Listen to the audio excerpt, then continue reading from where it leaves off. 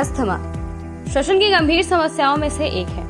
इसके कारण सांस लेना भी कठिन हो जाता है। अस्थमा के रोगियों के वायुमार्ग बेहद संवेदनशील होते हैं और मौसम के बदलाव के कारण इनमें सूजन की समस्या बढ़ जाती है।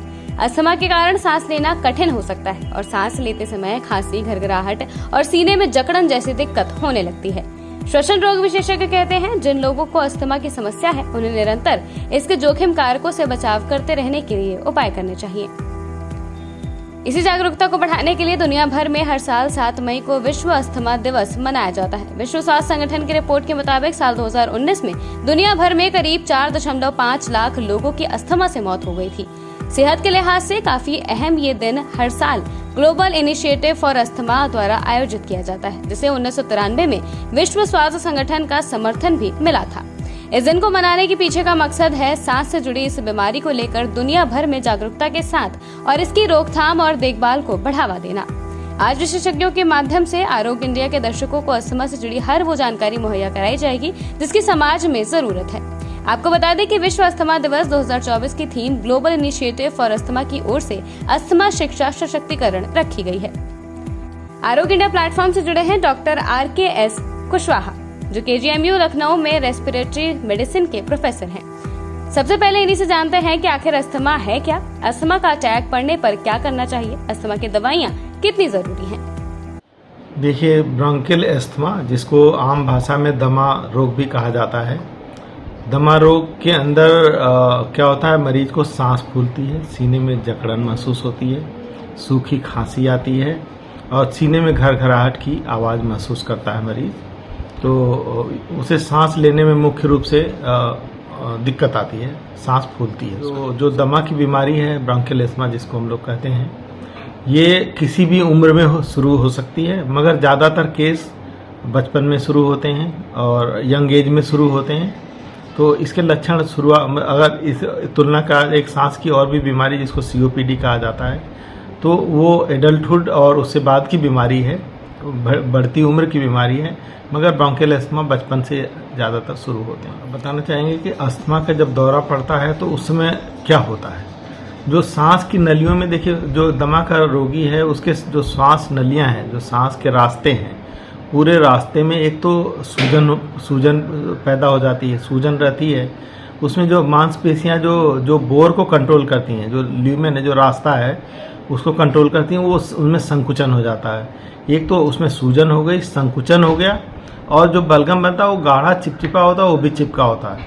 कुल मिला के हवा आने जाने के लिए रास्ता कम हो जाता है और मरीज को अत्यंत पीड़ा महसूस होती है, मतलब सांस फूलने में बड़ी दिक्कत होती है।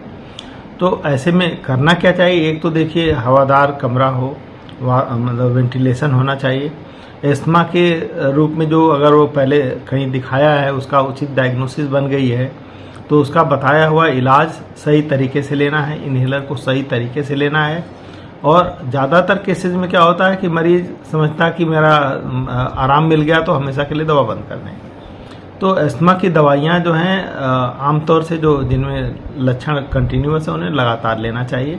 तकलीफ ना रहे तो भी लेना चाहिए, बार बार छोड़ नहीं देना चाहिए, क्योंकि अगर मरीज को सही से शिक्षित नहीं किया गया है तो वो ऐसा कर सकता है कि अपने अनुसार इलाज करे, मगर बताए गए अनुसार जो साइंटिफिक इलाज है उसे जारी रखेगा तो जीवन अच्छे से चलेगा, तकलीफ दे नहीं रही। ये तो हुई सामान्य जानकारी। अब जानते हैं कि आखिर बच्चों में अस्थमा कैसे घर करता है और बचपने में अस्थमा की दवाइयाँ कितनी महत्वपूर्ण होती हैं। इसके बारे में जानते हैं लखनऊ के प्रसिद्ध बाल रोग विशेषज्ञ डॉक्टर संजय निरंजन से।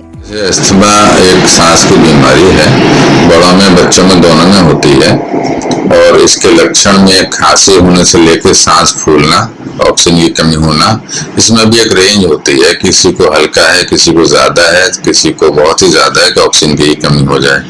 तो एक जानलेवा खतरनाक बीमारी है, लेकिन इसका इलाज संभव है और आजकल जो इलाज है इससे करीब करीब आप नॉर्मल रह सकते हैं जो प्रेजेंट ट्रीटमेंट और डायग्नोसिस से। तो छोटे बच्चों में क्या होता है, बार बार खांसी सर्दी बनी रहती है, बार बार होती है, ठीक होती है, तो वो अक्सर वायरल जुकाम के साथ 2-3 साल तक चलती रहती है।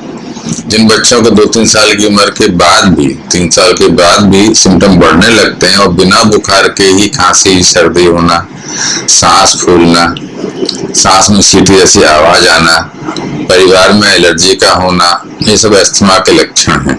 कोई विशेष जांच नहीं है। अस्थमा की दवाइयों या अस्थमा के जो ओरल सिरप इनहेलर आता है उससे ठीक हो जाना, कुछ दिन बाद फिर हो जाना, यह भी एक महत्वपूर्ण डायग्नोस्टिक टेस्ट है। बड़े बच्चों में जांच भी हो सकती है। फूंक के देखते हैं कि सांस में कितनी हवा का फ्लो है, उसको पल्मोनरी फंक्शन टेस्ट कहते हैं। लेकिन बिना टेस्ट के ही ये डायग्नोस होता है, इसका कोई ब्लड टेस्ट या कोई खास टेस्ट नहीं है। तो अस्थमा की बीमारी में इनहेलर का क्या महत्व है, इसे भी जानते हैं। इनहेलर एक दवाई लेने का तरीका है। जैसे आपको सांस की दवाई लेनी है तो इनहेलर है। जिस तरह से आप स्किन की दवाई स्किन में लगा लेते हैं, आँख के ड्रॉप आँख में डाल लेते हैं, नाक के ड्रॉप नाक में डाल लेते हैं, इसी तरह से पीने के बजाय, इंजेक्शन की बजाय सांस की दवाई अगर आप सांस में लेते हैं तो सांस में लेने की दवाई लेने का सबसे अच्छा तरीका है, कम डोज जाता है, कम साइड इफेक्ट होते हैं। लेकिन उसको लेके लोगों को भ्रांति इसलिए है क्योंकि बीमारी है एलर्जी की, जेनेटिक होती है, पुश दर पुश चलती है। तो बीमारी की डायग्नोसिस ही है, बार बार बीमारी होती है, बार बार ठीक होती है, बार बार ठीक होती है, बार बार होती है। इसलिए बार बार इनहेलर लेने पर ऐसा लगता है कि इनहेलर लेने की आदत पड़ जाएगी। ऐसा नहीं है। आदत पड़ती है उन चीजों की जो दिमाग पर असर करती हैं।